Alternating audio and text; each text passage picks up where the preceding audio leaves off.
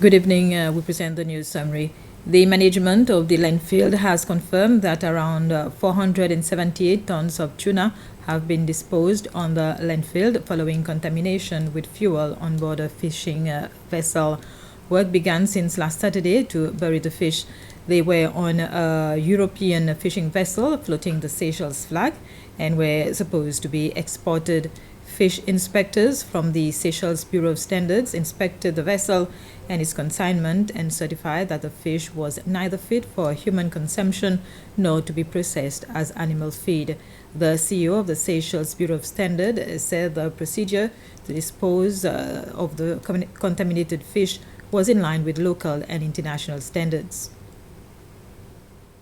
The cases of the missing $50 million and illegal possession of arms and ammunition were before the court again today. Judge Buhan presided over the cases in the absence of Chief Justice Ronnie Govindan. Of illegal possession of arms and ammunition, the court has fixed the date of 1st December this year to start the hearing. The last time they were in court, the 5 accused pleaded not guilty. Still concerning this case, this morning the second accused, Laura Valabji, complained that the relevant authorities are not respecting court orders concerning meetings and accessories that will facilitate her and her husband Mukesh to prepare their defense together. And also an order concerning a weekly phone call to their daughter studying abroad. Judge Bahram asked the prosecution to respect these orders and told Mrs. Valabji to file her complaints to the court. As for the case of the missing $50 million, the 7 accused were in court too this morning. Both cases will be back in court on the 6th of next month, and in both cases, 4 accused remained on remand, whilst the bail conditions for 5 others have not changed. The master plan that the Ministry of Health developed in 2016 is still relevant, even if there might be a few changes to better serve the needs of the country. It was the Minister for Health, Peggy Vidot, who made the comment this morning before the Committee of Government Assurances, COGA, in the National Assembly. Minister Vidot was accompanied by the Principal Secretary for Health and the Chief Executive Officer of the Healthcare Agency, who gave details on the progress of certain projects incorporated in the master plan that the government promised in 2018. This includes infrastructure and services. The repatriation of the remains of the late Gerard Hoareau to Seychelles was the main subject of discussion between the Gerard Hoareau Foundation and President Wivel Ramkalawan during the foundation's courtesy call at State House this morning. Gerard Hoareau led a resistance movement against the government of the Second Republic of Seychelles, and he was assassinated in the United Kingdom in November 1985. The Gerard Hoareau Foundation, which was launched about 5 months ago.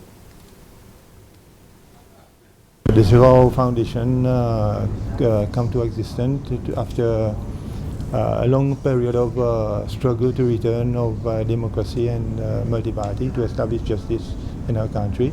And myself and President Ramkalawan, we've worked for a long time together, struggling and I don't like to use the word fighting, but trying to bring about democracy and justice to our country. To struggle against the one-party system and the way of the one-party system that keep existing after the return of multi-party democracy. And then to discuss some issues with the President about the repatriation of the body of Gerard to lay at rest in our country, in his beloved country, Seychelles. When can we expect this to happen? Well, we have a target. We've given ourselves a deadline of 2024. By November 2024, we hope we might be able to keep that target, the momentum. Admiral Ari Kumar, the Chief of the Naval Staff of the Indian Army, also paid a courtesy call on President Ramkalawan at State House this morning. Cooperation in the field of maritime security between the two countries and also in the region was the main topic of their discussion.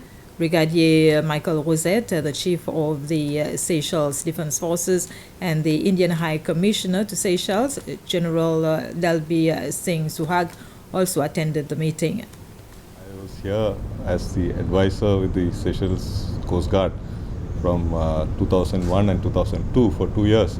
So I'm partly Seychellois, I would say. And we have discussed cooperation in the between our two countries and cooperation in the field of maritime security. There's been long years of cooperation between our two nations, especially in the maritime field. Our Prime Minister had talked of the vision of Sagar, which is security and growth for all in the region. So he believes that a rising tide lifts all the boats. So all the countries should benefit from maritime security. So we've had our cooperation in capability building, in capacity building. We have seen the increase in the number of ships with the Seychelles Coast Guard. 4 ships are now there which have been built in India. There are 2 Dorniers which have been operating here by the Seychelles Coast Guard and the Seychelles Air Wing. And we also have over 200 personnel who have been trained in India. And cooperation and exercises between the forces has got a lot of advantages. So most important is the building up of trust. And trust is something which comes over many years. So this constant interaction has resulted in increased trust between the two forces, and that leads to trust between the two nations. Then we learn the best practices from each other, so we improve our standard operating procedures, we learn. Then we have better domain awareness. I don't need to tell you all, who are working so closely with the sea, how difficult the sea is. It's a very challenging domain. So the more the cooperation, the more we have awareness of what happens in the maritime domain. And this finally translates into security. And if you have maritime security, better maritime security, it benefits all the countries in the region. It benefits Seychelles, it benefits India. Because we don't want any incidents like a terrorism or some ship running aground, oil spill, because this will all affect our prosperity. We just had one of the ships, Zoroaster, which had come to India for repairs, and it has come back to Seychelles. It's in good state. And interestingly, during the passage, one of the Seychellois Coast Guard personnel had to be evacuated. So we had sent a helicopter about 400 miles into the sea to the ship to take her back to a naval hospital in Kochi. She's fine and she's coming back to India, to Seychelles today. So this is the type of cooperation, and we are looking at strengthening cooperation in hydrography, strengthening in training, and maybe we are looking at more assets that can help augment the Seychelles Coast Guard. Many volunteers have come together today to do their part to protect the planet on Earth Day, commemorated every year on the 22nd of April. Amongst the activities was tree planting at the Anslamoche beach. There were around 50 volunteers, some were from the Ministry of Agriculture, Climate Change and Environment, Eco Warriors, and Trivarium Packaging, the company that manufactures cans for IoT. We found this opportunity of tree planting as very, very interesting for the company. Our company is involved in a cleanup activity and really much in the environmental topics to defend the planet, and we think it's really important. We use the metal from the planet, and the metal for cans is infinitely recyclable, and we are looking for any opportunities to really participate and be associated with such activity. Our employees love it, we love it, and we are really proud to participate.